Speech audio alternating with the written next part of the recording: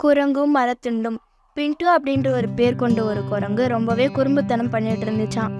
அது எப்பவுமே விளையாட்டுத்தனமாகவே இருக்குமா, எல்லாருக்கும் தொந்தரவு கொடுக்கறத ஒரு குணமாகவே வச்சுட்டு இருந்துச்சான். அப்படி ஒரு முறை பின்ட்டு என்ன பண்ணுச்சுன்னா, குரங்கு கூட்டத்தோட சேர்ந்து அங்க இருக்க கிராமத்தை சுற்றி திரிஞ்சிட்டு இருந்துச்சான். அப்படி ஒரு இடத்துல கூட்டமா நிறைய பேர் பெரிய மரத்துண்டுகள்ல சின்ன மரத்துண்டா ஆக்குற ஒரு வேலையில ஈடுபட்டு இருந்தாங்களாம். அப்படி மரங்களை ரெண்டா வெட்டுறதுக்கு ஒரு சின்ன மரத்துண்டு தான் பயன்படுத்துறாங்களாம். அந்த குரங்கு ரொம்பவே ஆச்சரியம் அடைஞ்சிச்சான்.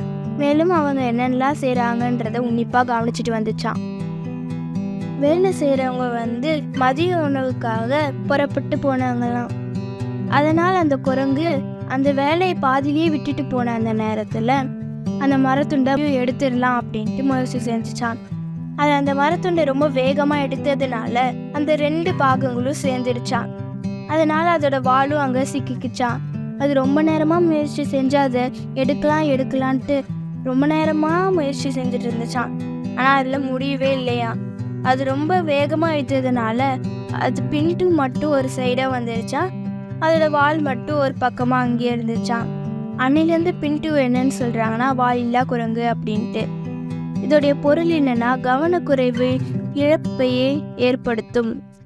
இந்த வீடியோ உங்களுக்கு பிடிச்சிருந்தா லைக் பண்ணுங்க, ஷேர் பண்ணுங்க, சப்ஸ்கிரைப் பண்ணுங்க. தேங்க்யூ.